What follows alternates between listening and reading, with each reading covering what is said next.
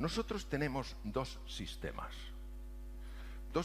que pertenecen al sistema nervioso. Tenemos lo que se llama el sistema nervioso simpático y el sistema nervioso parasimpático. El sistema nervioso simpático es el que se activa ante una amenaza, por ejemplo, un tigre. El parasimpático es el que se activa cuando una persona entra, por ejemplo, en un estado de serenidad y de silencio. Ahora vamos a desplazarnos al tigre y vamos a entender todos juntos, reflexionando juntos, qué le pasaba a Margarita y la relación que tiene con la biología del silencio. Vamos a ver. Si yo me estoy dando un paseíto por este parque maravilloso de Logroño, a una hora, bueno, tempranera, y me encuentro con un tigre, no es el momento para ponerme a reflexionar de dónde habrá salido. Se habrá escapado un zoológico. Me encuentro con un tigre que me ha visto y le gusto. A ver, vamos a pensar juntos, ¿qué tiene que hacer mi organismo para salvarme? Mi organismo tiene que ser capaz de activar aquello que energéticamente puede suponer la diferencia entre la vida y la muerte. Si vosotras fuerais el cerebro humano y tuviera que tomar una decisión de qué hacer frente al tigre y tenéis que redistribuir la sangre, sangre es energía con glucosa, oxígeno, todas estas cosas, si tenéis que redistribuirlo, ¿a dónde llevaríais la sangre? Contadme. A las piernas, claro, a las piernas. ¿Por qué? Porque ¿para qué os tengo? Para correr. Pero ¿entendéis que no correríamos como corremos habitualmente? No, correríamos más. De hecho, aumenta la potencia, puede aumentar hasta 5 veces. También puede ser que se genere, yo lo experimenté en el Amazonas con un jaguar, lo que se llama una catatonia. Te quedas paralizado. Y el jaguar te mira y dice, qué cosa más rara. Se movía y ahora está quieto. Yo tuve suerte y le engañé. Pero no porque, entenderme, no porque yo dijera, me voy a quedar quietecito, pues si no me ve. Eso no engaña ni mosquito. La catatonia es un proceso muy antiguo, desde el punto de vista evolutivo, donde te quedas paralizado y claro, el propio animal, salvo que sea muy curioso, esté muy hambriento, se queda descolocado ante eso y no le gusta. Bien. Y la tercera es que tú vayas contra el animal. Me miráis como diciendo, eso no va conmigo. Sí, sí. Vamos a ver. Os voy a poner un ejemplo. Hace años en Wyoming, una señora fue con su hija a un parque natural que hay allí, muy conocido, Yellowstone, y se saltó toda la normativa del parque. En Yellowstone hay un tipo de oso que se llama...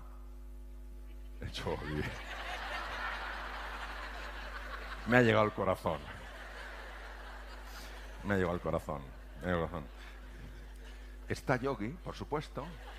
Está también Bubu, naturalmente, no le vamos a olvidar. Pero están también los osos grizzlies, cuyo nombre en latín es Ursus horribilis.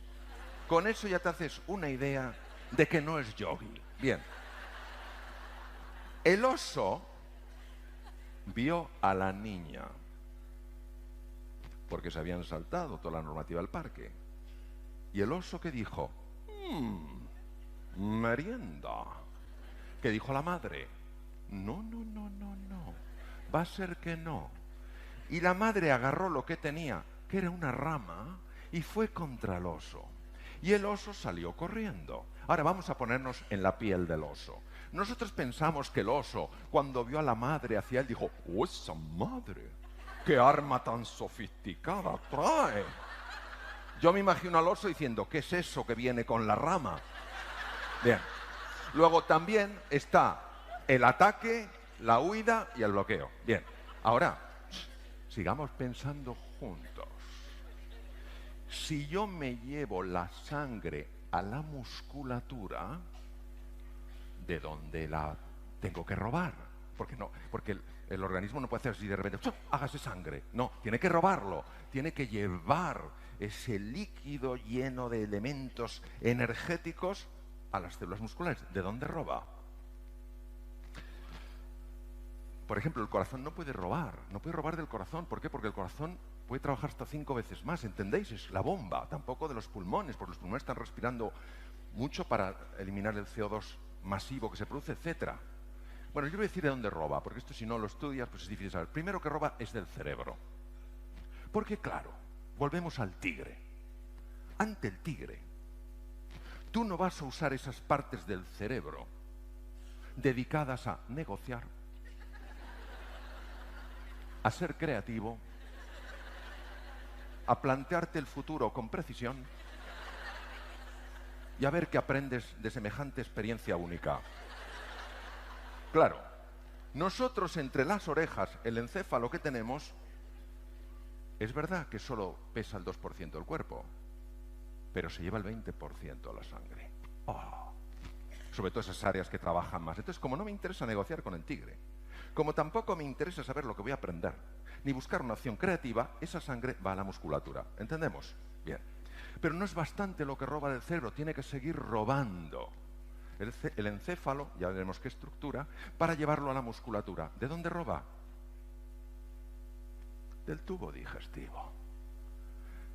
Voy a estar corriendo yo por el parque, siendo perseguido por un tigre, y alguien me dice: ¡hay patatas a la riojana! Digo, ¡oh, momento!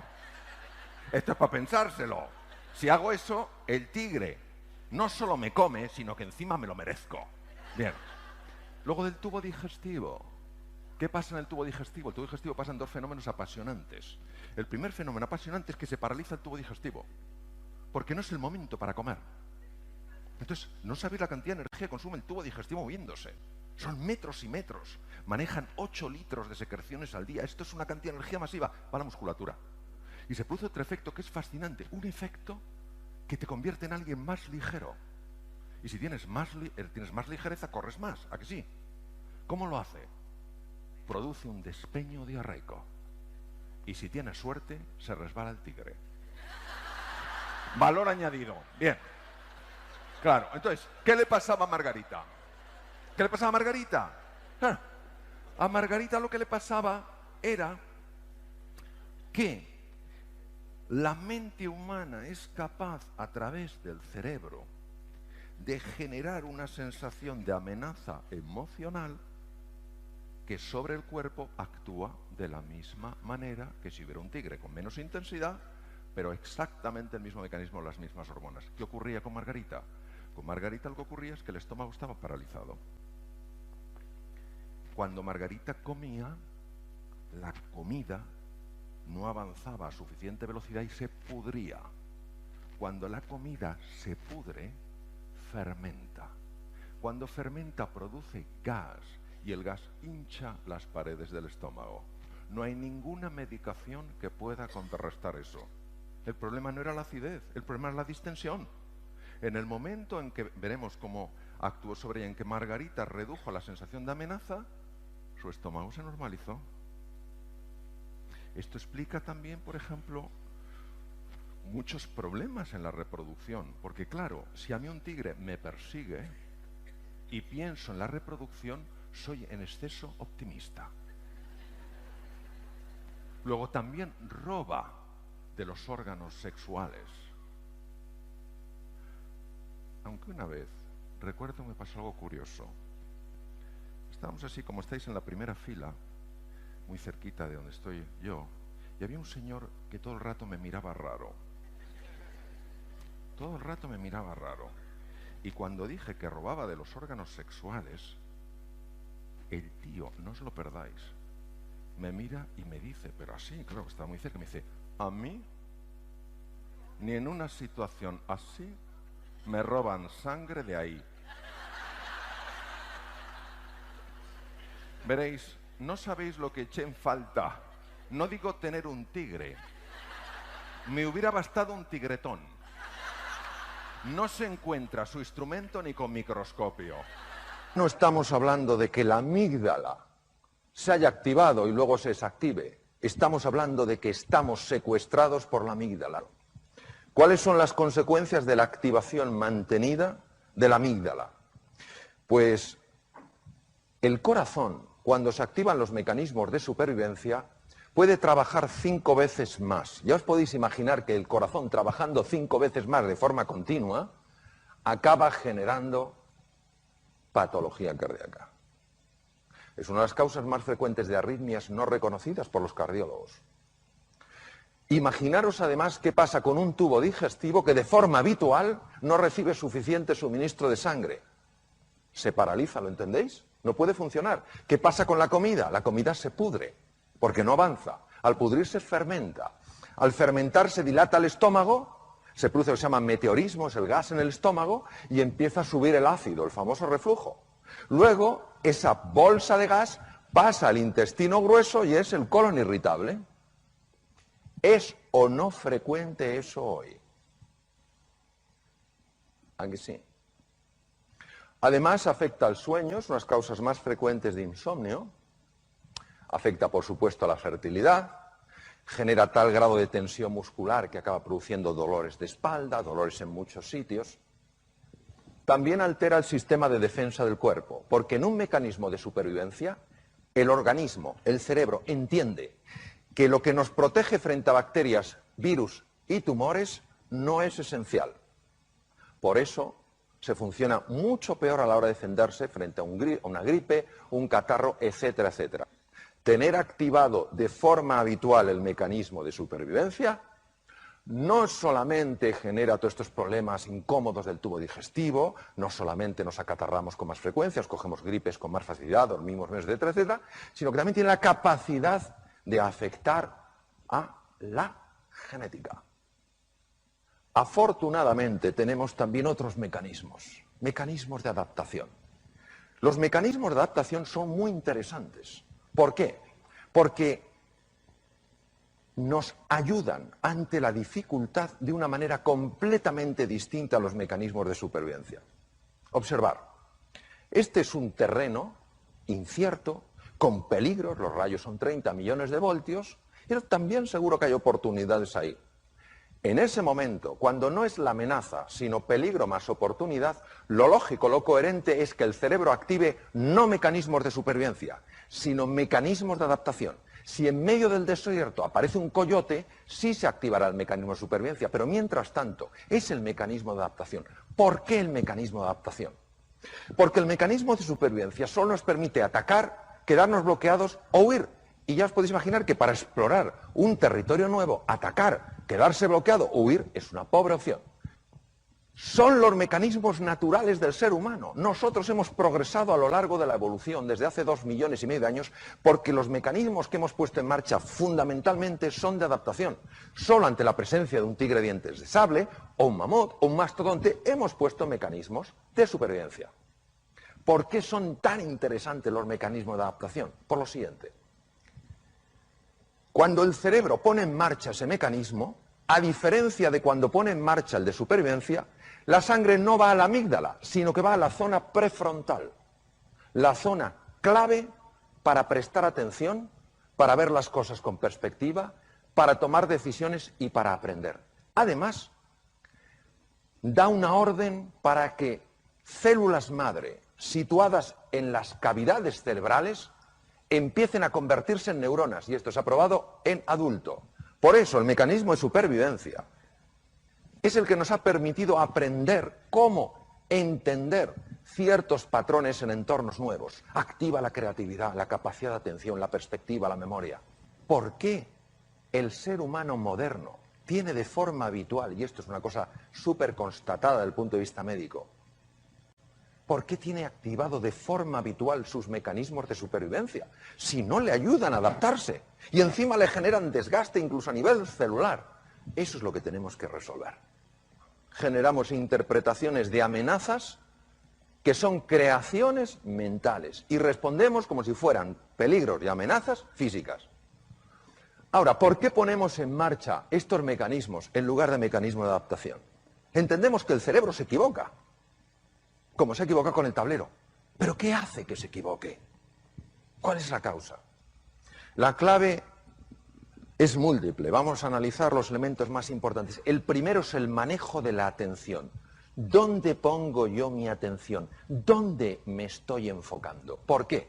porque donde llevéis vuestra atención será siempre más real para vosotros. Muy importante, la atención es selectiva. Vemos donde miramos.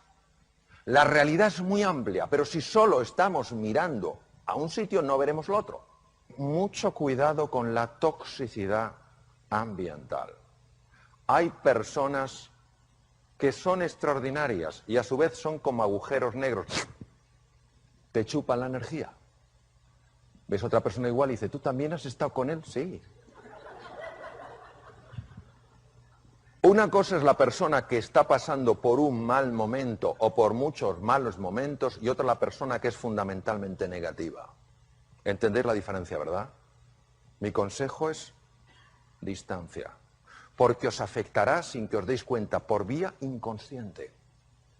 No penséis que vale decir, no, yo sé perfectamente lo que de esta persona me voy a quedar o no voy a quedar. No es así. Por vía inconsciente está entrando y está afectando a cómo percibo el mundo. Luego, ser vosotros y vosotras los dueños de vuestra atención. Poner vuestra atención donde entendáis que sea inteligente y apartaros de cualquier sitio que por llevaros a ese entorno pone en marcha automáticamente mecanismos de supervivencia. Segundo, las expectativas que tengáis de vosotros y de los demás tienen por sí solas la capacidad de activar o desactivar los mecanismos de supervivencia. El propio hecho de sentirse animado y de tener altas expectativas y de confiar cambia químicamente la sangre. El primero en el mundo que lo vio fue el profesor Bandura. Siguiente tema. Hemos visto la importancia del foco, que me puede meter en un mecanismo de supervivencia o no. Las expectativas, lo mismo. Bajas expectativas activan mecanismos de supervivencia. Son mecanismos mentales, pero que tienen acceso al mundo físico. El tercero es la forma en la que nos hablamos a nosotros mismos. La voz interior tiene tres formas. La voz de la desesperanza, no hay salida. La voz de la sumisión, si hay salida yo no la puedo encontrar. Y la voz punitiva, si hay salida y puedo encontrarla, no merezco encontrarla. ¿Cuál es el efecto en el cerebro? El efecto es fascinante. Activan la amígdala, ¿os acordáis de la amígdala? Activan la amígdala, pero no frente al depredador. Activan la amígdala desde esquemas mentales, puros. ¿Cómo lo hacen? Desde la parte situada encima del ojo derecho, ahí empiezo yo a tener la conversación negativa. Yo no puedo, no me lo merezco, soy incapaz, nunca llegaré, pum, pum. Y enseguida esa idea, ese pensamiento sostenido se convierte en sentimiento porque el cíngulo anterior, que es esto, lo transmuta de un pensamiento en un sentimiento. Inmediatamente se activa la amígdala. La amígdala activa el hipotálamo en la profundidad del cerebro y el hipotálamo pone en marcha el mecanismo de supervivencia a través de las glándulas suprarrenales encima de los riñones, que inundan la sangre de adrenalina, noradrenalina y sobre todo de cortisol, que es la hormona reina en lo que es el mecanismo de supervivencia. Claro, todo eso hace que mi cerebro entre en un mecanismo de ataque, huida o bloqueo, que no me sirve para adaptarme en un mundo que está exigiendo de mí claridad mental y capacidad de aprender. Por eso, mucho cuidado con la forma en la que nos hablamos a nosotros mismos. Mucho cuidado en alimentar voces negativas en los demás, porque tienen un extraordinario poder para cambiarnos físicamente. Siguiente tema. La gestión del error. ¿Cómo nos vamos a tratar a nosotros ante el error? ¿Cómo vamos a tratar a nuestra gente ante el error lógico del aprendizaje? Porque si nos tratamos duramente activaríamos mecanismos de supervivencia. Si entendemos que es parte del proceso y que necesitamos aprender un camino nuevo para progresar, no activaremos los mecanismos de supervivencia. Ojo, porque somos muy duros con nosotros mismos. Y las heridas que nos hacemos en el corazón y las heridas que facilitamos que a veces otros se hagan, cuesta mucho esfuerzo y mucho trabajo reparar. Hace falta mucho tiempo, mucho compromiso para curar, para sanar heridas en el mundo emocional. Entonces, seamos cuidadosos, gentiles, amables en la forma de hablarnos a nosotros mismos y a los demás. ¿Y qué cosas decía Albert Einstein? la fuerza de la voluntad, la fuerza del compromiso. Es más fácil estar abajo, es más arriesgado subir, pero desde arriba se ve otra perspectiva y se alcanza con la fuerza del corazón, porque lo que el corazón quiere sentir, la mente se lo muestra. La gente sencilla nos puede enseñar grandes cosas. ¿Cuántas veces nos levantamos por la mañana, o me levanto por la mañana para no generalizar, digo, no sé qué, el agua cuánto tarda en salir caliente, hará frío, no sé qué desastre, está lloviendo?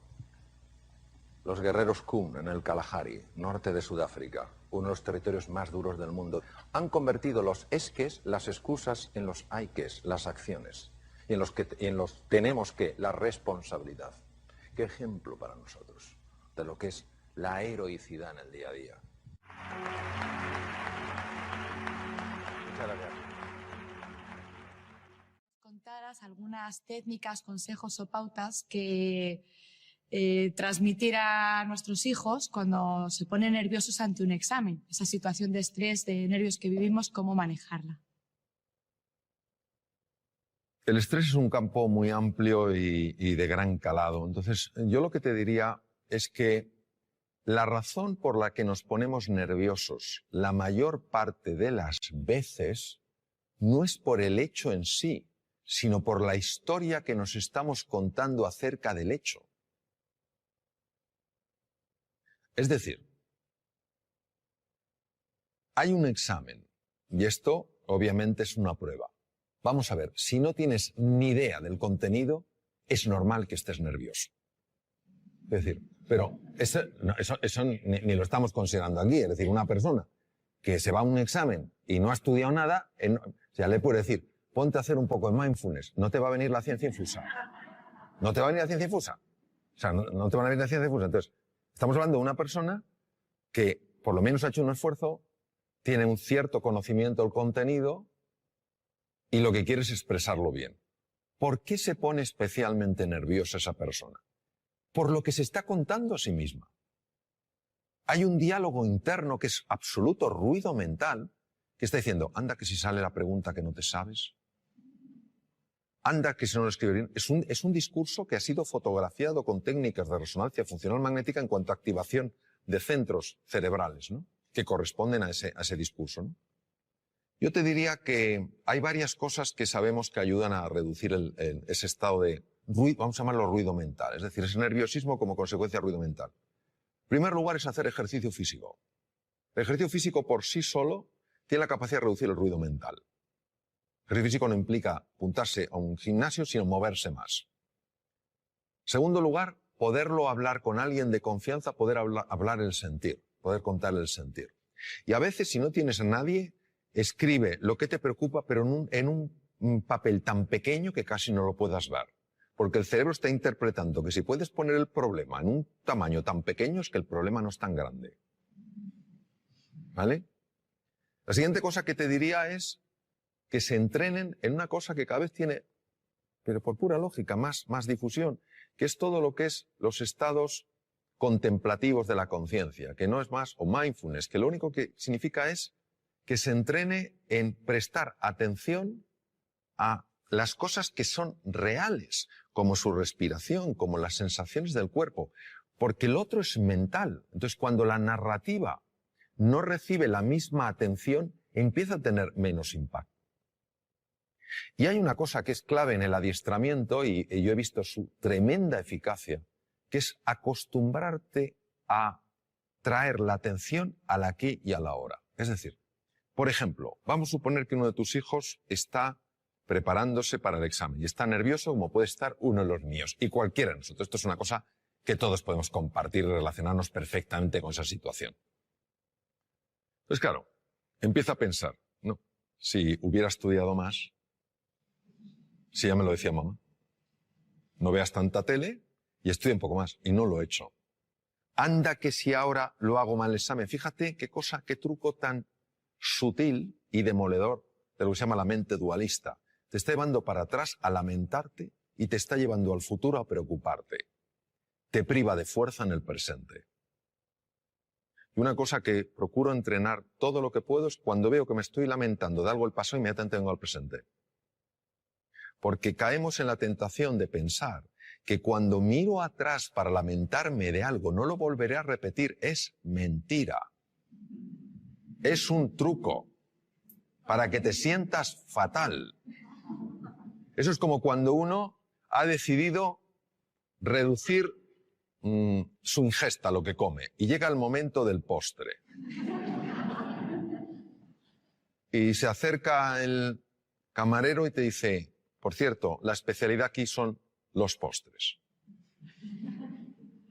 Y entonces tímidamente preguntas, ¿no tendrá algo de chocolate? Y dice, señor, la mejor tarta de chocolate del mundo. Entonces es como un deseo irrefrenable de comerte esa tarta de chocolate. Entonces te la comes y cuando te la has comido empiezas a sentirte culpable. No me tengo que comido. Es la misma mente jugando de tal manera que te tenga siempre atrapado. Primero, hace que esa tarta de chocolate sea absolutamente tentadora. Y lo segundo, hace que te sientas culpable. Yo me pregunto, ¿hay alguien que por sentirse culpable ha cambiado alguna conducta? No. Llega la próxima tarta de chocolate y vuelves a caer.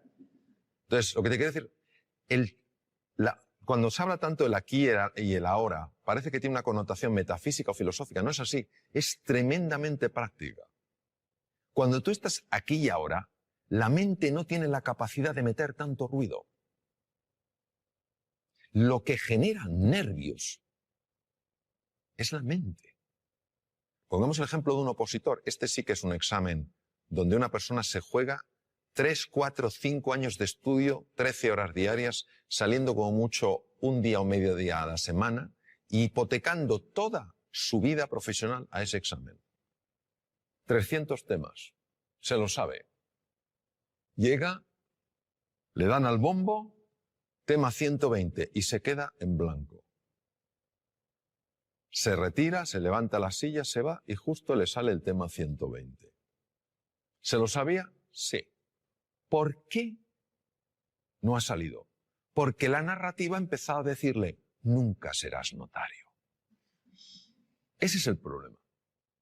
Es un entrenamiento. Porque hay que ir en contra de un condicionamiento mental previo. El tema es, ¿cuánto nos va a costar? Yo no creo que esa es la pregunta. La pregunta es hasta dónde nos puede llevar. Hola Mario, soy María. ¿Nos podrías contar qué es el mindfulness y cómo funciona? ¿Y qué evidencias científicas tiene? Sí, claro que sí, María. Lo que pasa es que lo voy a contar de una manera muy visual, porque yo creo que lo vamos a ver mejor. Vamos a suponer que tú y yo estamos dando un paseo, entramos en un parque y vemos un lago, no muy grande, pero un lago. Entonces nos asomamos a ver qué hay en el fondo del lago y si el lago es profundo o no lo es. Pero no podemos ver el fondo. ¿Por qué no lo vemos, María? Porque está el agua turbia. Muy bien. Una de ellas es que el agua esté turbia. Si el agua está turbia, no podemos ver el fondo. Y si el agua no estuviera turbia, sino que fuera absolutamente cristalina, ¿por qué no vemos el fondo? Pues a lo mejor no vemos porque ese agua está agitada. Vamos a suponer que conseguimos que ese agua se serene, que ese agua se tranquilice. Entonces podemos ver el fondo, que puede tener una gran profundidad, ¿verdad? ¿Y qué hay en el fondo? En el fondo puede haber grandes tesoros, ¿no? Me permito recordar que algunos de los mejores tratamientos oncológicos que hay en la actualidad se han obtenido de esponjas marinas. Hay grandes tesoros, grandes oportunidades, y también podemos ver cosas pues que no tendrían que estar ahí. Plásticos, basura en el fondo del mar que está haciendo daño a la naturaleza, ¿correcto? Eso es lo que hace el mindfulness. Nuestra mente está agitada y como está agitada, no vemos nuestro potencial, ni tampoco vemos aquello que nos está lastrando. Cuando conseguimos que ese agua, esa mente se serene, empezamos a ver cosas en nosotros y a experimentar sensaciones y a experimentar realmente descubrimientos, revelaciones en el sentido de cosas que estaban veladas y se ven, que tienen un poder transformador en la vida. Y también empiezas a ver aquellas cosas que no habías visto de ti y que realmente te están haciendo la vida difícil. Y a veces para poder limpiar un poco el agua, hay que descubrir dónde está la suciedad. Esto es lo que permite el mindfulness. El mindfulness es un ejercicio puro de la atención para serenar esa mente que por razones que todavía no conocemos está agitada. Y como está agitada, no podemos reconectar con nuestro potencial oculto, ni sabemos por qué tantas cosas que son pequeñas nos alteran de una manera tan grande. El mindfulness ya está descrito en la literatura india desde el Bhagavad Gita de hace 3.500 años, cuando Krishna le dice al príncipe Arjuna, la mente es difícil de manejar como el viento, y cuando cerca del Nepal el príncipe Gautama Siddhartha, Sakyamuni Buda, el primer despierto según el lenguaje sánscrito, descubre que el dolor es parte de la vida, pero el sufrimiento lo genera este movimiento en la mente. Y que la forma de combatir ese sufrimiento es estabilizar la atención, alejándola de esa narrativa, de esa rumiación constante, de ese ruido que nos impide reconectar con lo que somos. La evidencia científica, pues mira, la evidencia científica es aplastante. Aplastante tanto la neurociencia contemplativa, que es la que se dedica a estudiar el efecto en el cerebro de los estados meditativos, como en la fisiología cardíaca, en la endocrinología, en la neurología. Es que, fíjate, detrás de muchísimas enfermedades, por no decir de todas, hay un factor que puede pesar más o menos y que es la ansiedad. La ansiedad es generada por el ruido mental. La Universidad de Harvard es pionera en el mundo estudiando esto. Entre el 60 y el 90% de las consultas a médicos generales tienen como uno de los factores clave emociones perturbadoras.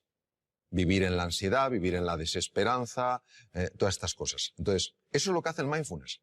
A nivel de cerebro, pues por ejemplo, a nivel de cerebro unas cosas que hace es reducir el volumen de la amígdala.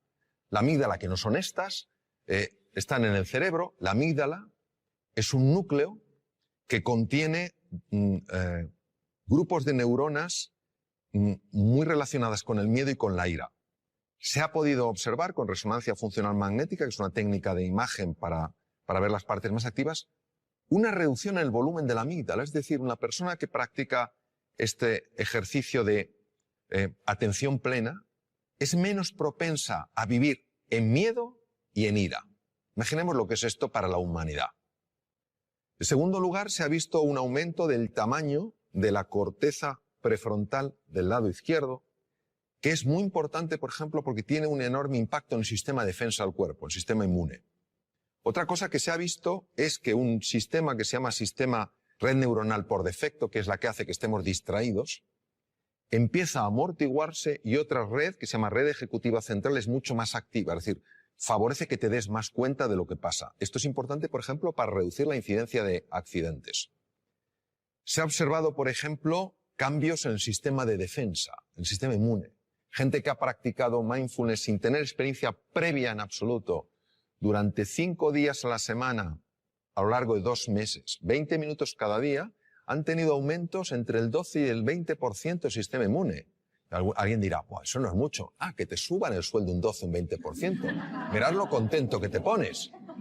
Claro, una subida de un 12%, un 20% del sistema inmune es que no te cojas una gripe, o no te cojas un catarro, o si estás lidiando con un tumor, que tu cuerpo sea mucho más agresivo. Mejoras en el tubo digestivo. Te voy a contar una cosa que es alucinante. A mí me lo parece. El tubo digestivo controla el 80% del sistema de defensa del cuerpo.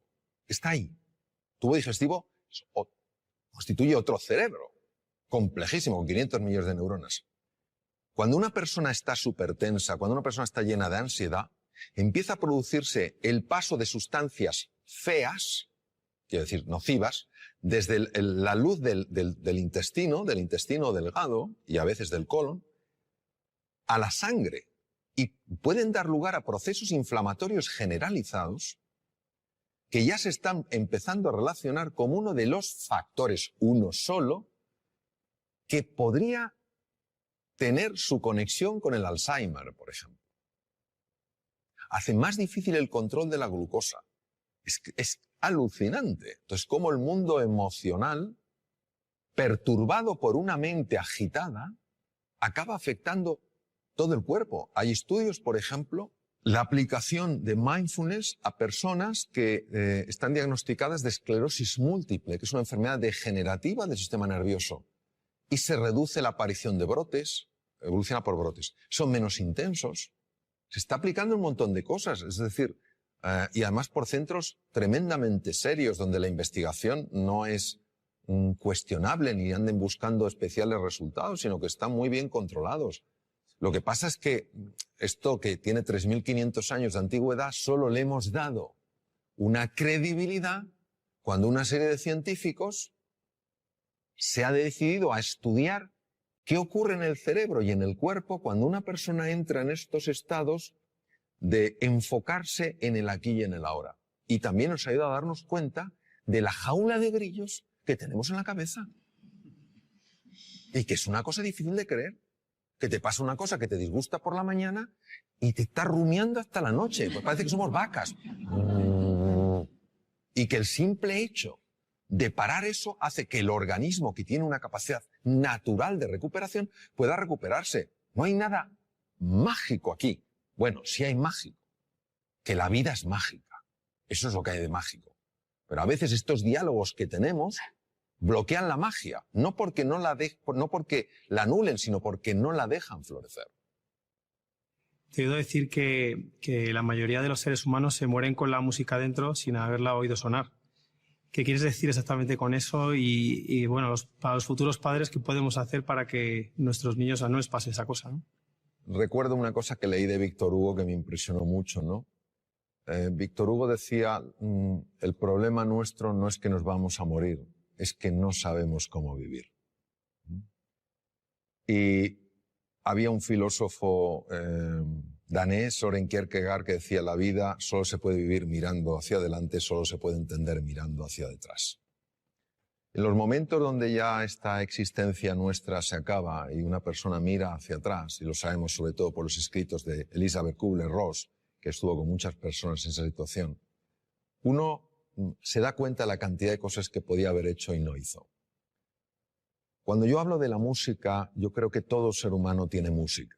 Lo que pasa es que está acostumbrado no a oír su música, sino a oír su ruido. No tiene nada que ver el ruido con la música. Y si te das cuenta y ves una partitura, si todas las notas fueran pegadas una detrás de otra, no tendríamos música, tendríamos ruido. Lo que hace que tengamos música es que haya espacios de silencio. Son esos espacios donde no hay ninguna nota los que permiten que en vez de ruido haya música. ¿Qué quiero decir? Quiero decir que esta vida, yo creo que el tiempo que la vivamos es una vida para vivirla con intensidad, con dificultades, con desafíos, que nos enfoquemos en lo que realmente es relevante. Que cuando llegue el final de nuestra vida, digamos como Neruda, confieso que he vivido. Que podamos decir, confieso que he vivido la vida y no que la he visto pasar. Y esa toma de conciencia, esa reflexión es lo que creo que nos puede ayudar sencillamente a que la música emerja. Porque el ser humano está llamado a eso, a hacer sonar su música. O sea, todos tenemos una música. Y es una música preciosa, todas diferentes, todas complementarias. Eso es lo que quiero decir, que no nos conformemos con vivir una vida de ruido, sino que vayamos encontrando esa música a base de enfocarnos en las prioridades, para que al final de nuestra vida podamos decir, como decía Neruda, confieso que he vivido. Hola Mario, soy Charo y mi pregunta es la siguiente. ¿Por qué los humanos tropezamos 100 veces con la misma piedra? Bueno, me temo que en este caso la respuesta será de menor nivel que la pregunta. Yo creo que los seres humanos tropezamos 100 veces sobre la misma piedra por falta de humildad. La humildad es para mí la virtud más grande que existe porque es para una persona probablemente la más difícil de vivir plenamente, que no es la modestia, no es ser una persona así apocada, es la humildad de corazón. Cuando una persona es realmente humilde, y no lo digo por mí porque desafortunadamente no lo soy, pero sí por personas con las que he estado, grandísimos seres humanos con una humildad aplastante, son personas que tienen mentalidad de principiante. Es decir, puede ser un premio Nobel y te está escuchando como si fuera un alumno tuyo. Pero ¿yo qué le puedo enseñar a este hombre? Pero está plenamente ahí. Cuando comete un error, lo que más le interesa no es buscar culpables, ni en él, ni en ella, ni en los demás, sino averiguar qué es lo que ha pasado. Es una mentalidad mucho más científica, interesada, curiosa, que una mentalidad enjuiciadora. Porque creo que cuando una persona es humilde y tropieza con una piedra, está dispuesta a reconocer que ha tropezado con una piedra y no a intentar ocultarse ante sí misma o ante los demás qué ha sucedido. Porque creo que cuando una persona es humilde y tropieza con una piedra, se deja asesorar, pregunta, escucha, pide ayuda y se deja ayudar. Creo que nuestra soberbia nos mata, literalmente.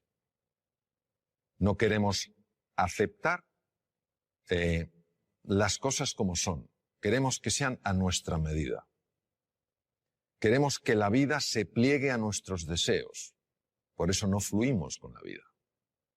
Cuando aparece algo que no nos gusta, nos preguntamos ¿por qué? En lugar de ¿para qué? Y todo eso creo que es lo que hace que nos cueste aprender. Y si yo lo llevara a una metáfora, creo que la vida se vive en plenitud cuando el que pilota el coche es la conciencia. Y en el copiloto va el ego. Pero cuando el ego es el que pilota, te puedes tropezar 100, 1000, 100.000, que nunca aprenderá.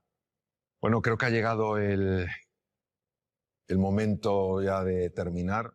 Aparte de expresaros mi profunda gratitud por las dimensiones tan amplias y profundas de vuestras preguntas, pues un poco resumir, tal vez desde otro ángulo, lo que hemos estado hablando, que es que el ser humano es indivisible. O sea, una persona puede tener un hígado, pero una persona es más que su hígado.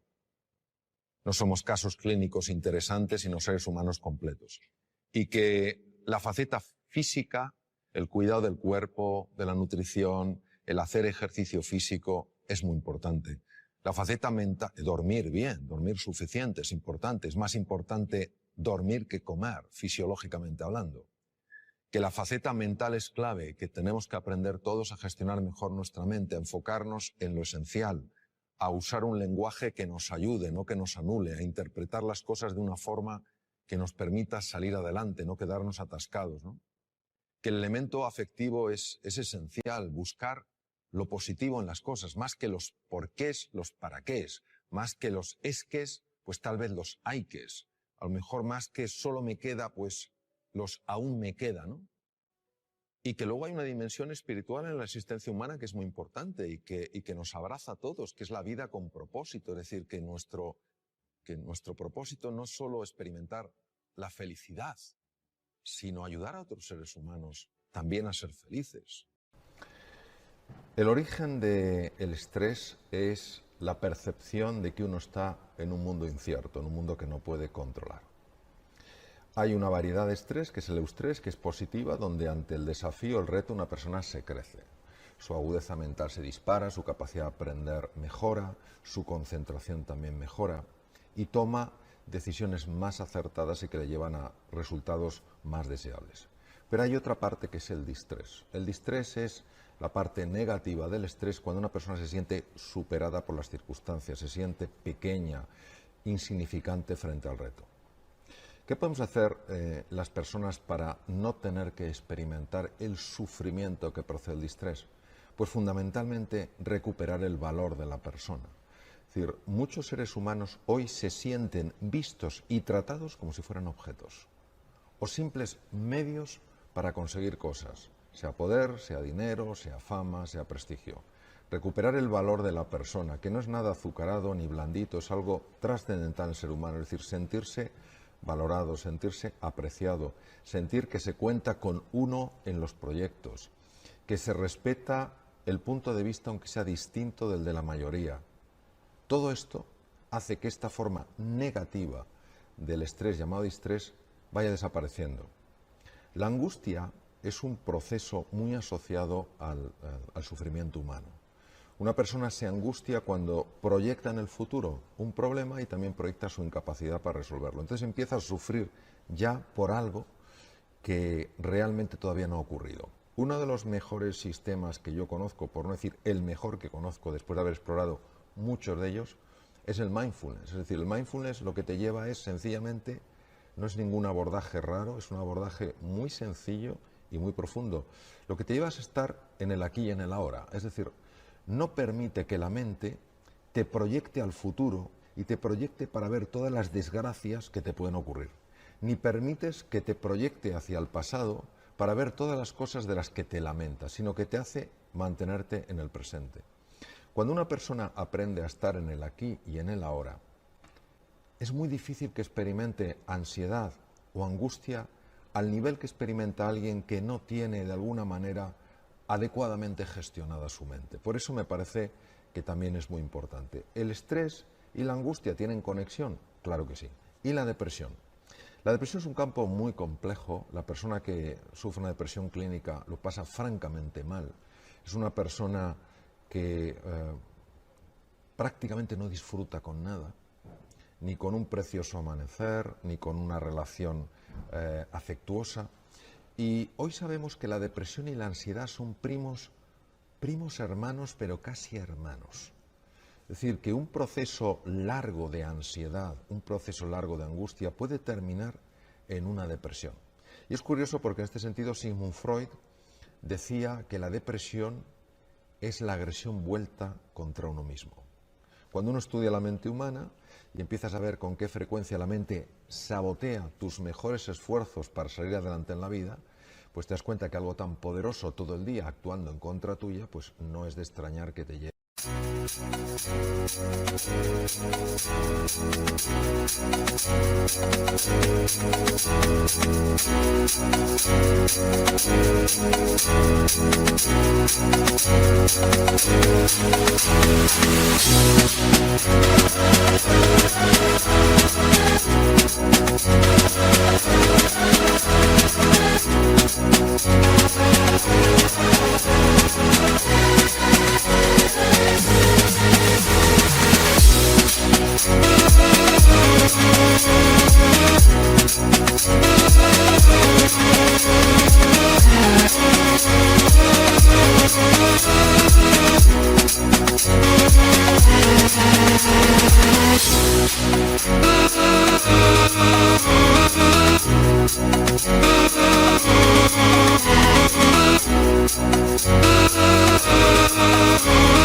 A una depresión. Entonces, en resumen, yo diría que hay dos cosas que podemos hacer. Primero, tratar a los demás de verdad como personas. Pueden ser distintos a nosotros, pero no tienen por qué ser distantes. También ellos quieren ser felices, también quieren ellos sufrir menos, y no podemos permitir que formas distintas de ver la realidad nos separen como personas. Y en segundo lugar, hacer trabajo interior para encontrar ese silencio donde está el más bello de los sonidos, que no es la ausencia de sonido, es la ausencia de ruido. Cuando tú vas entrando en ese silencio y la mente se va apaciguando de forma natural, el cuerpo se recupera, la energía aumenta y la claridad mental también se dispara. Entonces esas son las cosas que aparentemente son muy sencillas, pero cuando uno las estudia se da cuenta de que tocan los rincones más profundos del ser humano. Estupendo, Mario. Fantástico. Y cuando una persona recupera esa claridad, cuando recupera todo esto de lo que estamos hablando, ¿cómo puede influir eso en su puesto de trabajo? Estamos hablando también de trabajo. ¿De qué manera puede beneficiar a la empresa que la persona recupere ese equilibrio? Sí, ha habido una serie de investigadores a lo largo de la historia que han hecho aportaciones verdaderamente importantes. La lástima es que muchas de esas aportaciones no salen de los centros de investigación y personas que no están en ese mundo pues tampoco saben de qué manera se podrían beneficiar de esas investigaciones y de esos descubrimientos. Uno de estos descubrimientos fue de los profesores Yorkis y Dodson de la Universidad de Harvard, que descubrieron la relación que había entre la eficiencia de una persona Imaginemos la eficiencia de una persona en su puesto de trabajo y el nivel de tensión interna que esa persona estaba experimentando. Y se dieron cuenta que que todos necesitamos un nivel de tensión para ser eficientes, necesitamos trabajar un poquito contrarreloj algunas veces, pero cuando esa tensión interior supera un nivel, todo lo que es la eficiencia cae radicalmente. Es decir, la capacidad de esa persona para negociar bien, para tomar buenas decisiones, para aprender cosas nuevas, para buscar nuevos caminos, se reduce significativamente. En la época de George Casey Dodson se desconocía por qué pasaba esto. Es decir, se sabía, ellos habían estudiado y habían visto efectivamente que una persona con una gran tensión interior, porque tiene un gran nivel de distrés, porque tiene un gran nivel de angustia, un gran nivel de ansiedad, su performance laboral, personal, era mucho menor. Hoy, con las técnicas modernas de neuroimagen y que se pueden inducir estados de ansiedad y angustia en voluntarios, se sabe lo que pasa en el cerebro. Y lo que pasa en el cerebro es que cuando una persona está sometida a mucha presión interior, partes enteras de su cerebro empiezan a alterarse. Partes que son muy importantes a la hora de tomar buenas decisiones, a la hora de pensar con claridad, a la hora de mirar las cosas de una forma sosegada, de una forma serena. Y claro, por eso se comprende que una persona emocionalmente bloqueada es una persona psicológicamente anulada. Por eso tiene tanta importancia buscar espacios de silencio, espacios de recogimiento y sentir la cercanía de otras personas. Personas que sabes que si te caes y cometes un error, no te van a señalar con el dedo, sino que te van a ofrecer una mano para levantarte. Son cosas sencillas, pero tienen un impacto, como decía antes, muy profundo en el ser humano. Y por eso las personas felices, las personas que se sienten rodeadas de otros seres humanos que se interesan por su bienestar, que forman parte de proyectos que son inspiradores, son personas que esto, vamos, no tenía la ciencia que haberlo demostrado. Intuitivamente es algo que uno ve con gran absoluta claridad. Son personas mucho más creativas, mucho más proactivas, dan muchas mejores iniciativas. A veces a mí me sorprende cómo nos cuesta tanto ver esta relación tan evidente.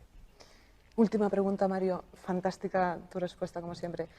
¿Qué les podríamos decir a empresarios y a empleados para que mejoren o hagan más amable esa convivencia dentro de la empresa? Bueno, yo les diría lo que mostró el profesor Rosenthal, también de catedrático de psicología en Cambridge, lo que demostró el profesor Rosenthal, que se llama el efecto Pigmalión.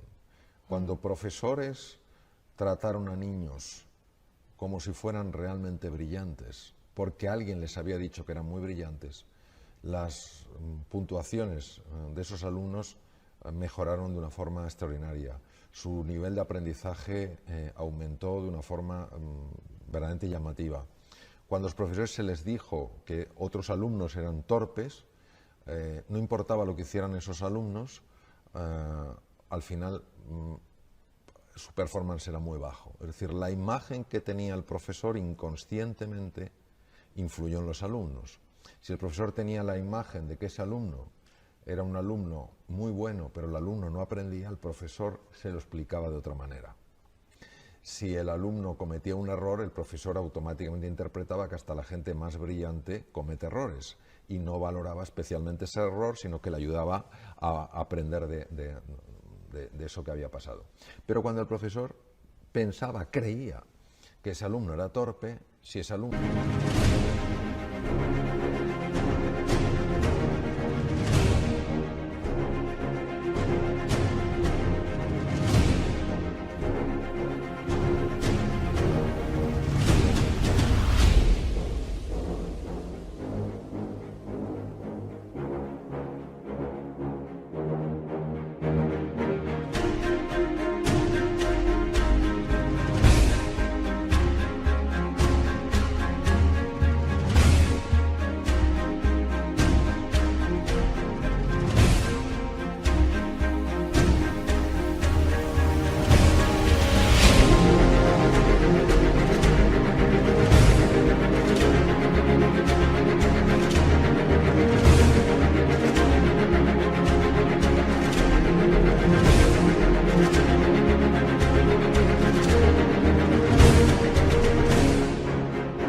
aprendía automáticamente, decía, ¿cómo va a aprender? Sí, es incapaz de aprender. Cuando el alumno cometía un error, no lo percibía como el otro, lo percibía como una muestra clara y diáfana de la incapacidad de ese alumno. Es decir, lo más importante es cómo ves tú a los demás. Cuando una persona se ve vista como alguien que tiene un extraordinario potencial, de forma natural empieza a expresarlo. Jean-Paul Sartre, el filósofo existencialista francés y premio Nobel, dijo, yo soy como tú me miras. Yo creo que somos espejos frente a espejos. Y cuando tú tienes personas a tu alrededor, independientemente de su formación, pero tú entrenas esa mirada para buscar la grandeza en esas personas, algo en esas personas lo nota y empieza a responder. Y esto es lo que necesitamos, no quedarnos con el envoltorio, no quedarnos con la apariencia, no quedarnos con el simple performance, sino fijarnos en el potencial. De hecho, para mí la gran diferencia entre un manager y un líder es que el manager solo se fija en el performance, en lo que una persona hace. Un líder también se fija en el potencial, qué es lo que esa persona podría hacer. Y continuamente, en cualquier interacción, está interactuando con eso. Estamos hablando de una parte muy sutil y muy profunda de la persona. Pero lo que es innegable es que esa persona que se siente vista como alguien que pueda aportar cosas valiosas, como alguien en quien se confía, empieza a desplegar un talento sorprendente. Y si no, que cada uno revise su historia personal y verá con claridad meridiana que ha habido una serie de personas, pocas habitualmente, que gracias a ellas tú has confiado más en tus posibilidades, has tomado decisiones que te asustaban y que te han abierto mundos. Entonces, claro, ser una persona de esta calidad es un legado maravilloso para el mundo. Porque, claro, cuando tú eres capaz de transmitir a alguien, tú de verdad vales, yo creo en ti, y como consecuencia de eso esa persona da un giro a su vida, claro, esa persona a su vez va a influir en otra, y esa en otra, y esa en otra. Resulta que tú estás dejando un legado no para la siguiente generación, sino mejor para decenas de generaciones posteriores. Entonces, claro, es una pena que dejemos pasar esta oportunidad que, como decía Epítaco de Mitilene, uno de los 7 sabios de Grecia, la oportunidad es una puerta que nos abre infinitas posibilidades.